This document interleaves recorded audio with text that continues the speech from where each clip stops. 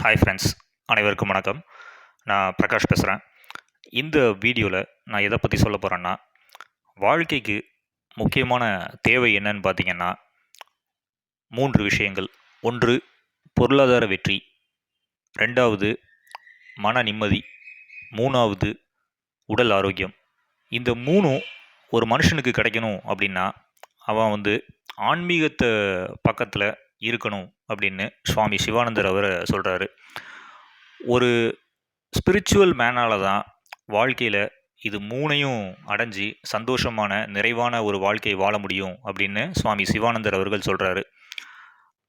அவர் சொன்ன அந்த self realisation, இதற்கான வழி, அதாவது இந்த 3ஐயும் அடையிறதுக்கான வழியை அவர் எப்படி சொல்கிறாருன்னா, செல்ஃப் ரியலைசேஷன், தன்னை அறிதல் அப்படின்றாரு.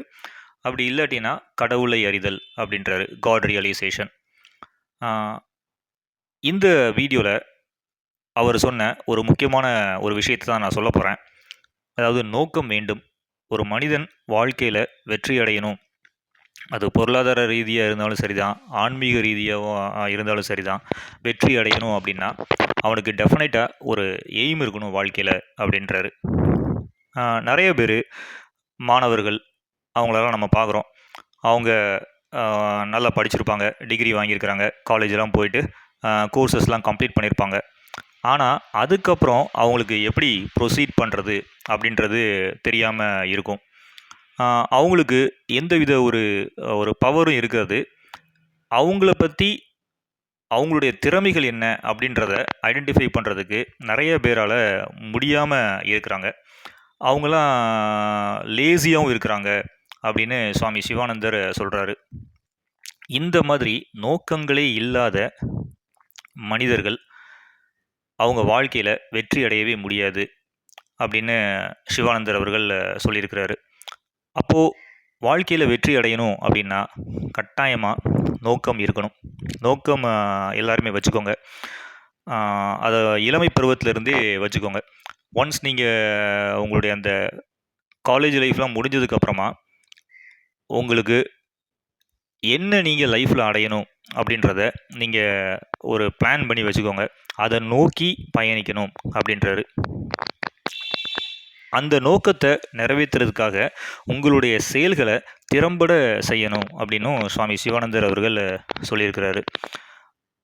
நிறைய பேர் வெற்றி அடைய முடியாமல் இருக்கிறதுக்கான மிக முக்கியமான காரணம் என்னென்னா, அவங்களுடைய மைண்டு, அவங்களுடைய மனசை எப்போவுமே நெகட்டிவாகவே வச்சுருப்பாங்க. அதாவது என்னால் இதெல்லாம் செய்ய முடியாது, இது ரொம்ப ஒரு கஷ்டமான ஒரு காரியம், அதுக்கப்புறம் இது இம்பாசிபிள், நான் ரொம்ப ஒரு வீக்கான ஒரு மனிதன், என்னாலலாம் இதை செய்யவே முடியாது அப்படின்னு எப்போ பார்த்தாலும் நெகட்டிவாகவே தன்னை பற்றி அவங்களே சொல்லிக்கிட்டே இருப்பாங்க. இந்த மாதிரி நெகட்டிவாக ஒரு மனிதன் தனக்குத்தானே திரும்ப திரும்ப சொல்லிக்கிட்டே இருந்தான் அப்படின்னா அவனால் எந்தவித வெற்றியும் அடைய முடியாது அப்படின்னு சுவாமி சிவானந்தர் சொல்கிறாரு. அதாவது கடவுளே நினச்சா கூட அவனை காப்பாற்ற முடியாது அப்படின்றாரு. அப்போது தன்னை காக்கும் உயர்ந்த சக்தி யார்கிட்ட இருக்குது அப்படின்னா அந்த மனிதன்கிட்ட தான் இருக்குது. அவனுடைய சொந்த எண்ணங்களில் தான் இருக்குது, அவனுடைய சொந்த உணர்ச்சிகளில் தான் இருக்குது அப்படின்னு சிவானந்தர் அவர்கள் சொல்கிறாரு.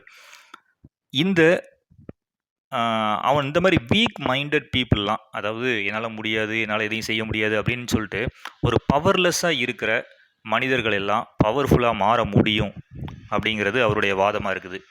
ஆனால் பவர்ஃபுல்லாக மாறணும்னா என்ன பண்ணணும்? அதுக்கு மைண்ட் லெவலில் நிறையா பயிற்சிகள் கொடுக்கணும், எண்ணங்களை மாற்றணும், உணர்ச்சி வசப்படாமல் இருக்கணும். இதுக்கெல்லாம் வழிதான் செல்ஃப் ரியலைசேஷன். தன்னை ஒரு மனிதன் அறிந்து கொள்ள வேண்டும். உண்மையிலே அவன் யார், நான் யார் அப்படின்றத ஒரு மனிதன் அறிந்து கொள்ள வேண்டும். அதே மாதிரி கடவுளையும் அறிந்து கொள்ள வேண்டும் அப்படின்னு சுவாமி சிவானந்தர் சொல்கிறாரு. தன்னை ஒரு மனிதன் அறிந்து கொண்டான் அப்படின்னா அவனால் நிச்சயமாக வாழ்க்கையில் வெற்றியடைய முடியும். அவனுக்கு பொருளாதார ரீதியாகவும் வெற்றியடைய முடியும், அதே மாதிரி ஆன்மீக ரீதியாகவும் வெற்றியடைய முடியும் அப்படின்னு சுவாமி சிவானந்தர் அவர்கள் சொல்லியிருக்கிறாரு. நம்மளுடைய சேனலில் நான் சுவாமி சிவானந்தர் அவர்கள் சொன்ன அந்த வழிமுறைகள், அதாவது செல்ஃப் ரியலைசேஷன், தன்னை எப்படி அறியிறது, அதே மாதிரி கடவுளையும் எப்படி உணர்றது, அப்படின்ற அந்த வழிகள் சுவாமி சிவானந்தர் அவர்கள் சொல்லியிருக்கிறாரு. அதை பற்றி தான் நான் நிறைய வீடியோஸை பப்ளிஷ் பண்ணிக்கிட்டு இருக்கேன் அட் ப்ரெசண்ட்டாக.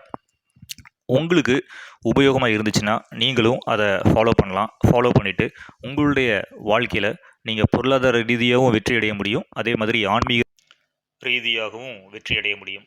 என்னுடைய அடுத்த வீடியோவில் நான் வேறு ஒரு நல்ல பதிவோடு உங்களை வந்து சந்திக்கிறேன். அது வரைக்கும் உங்களிடமிருந்து விடைபெறுவது பிரகாஷ். நன்றி, வணக்கம்.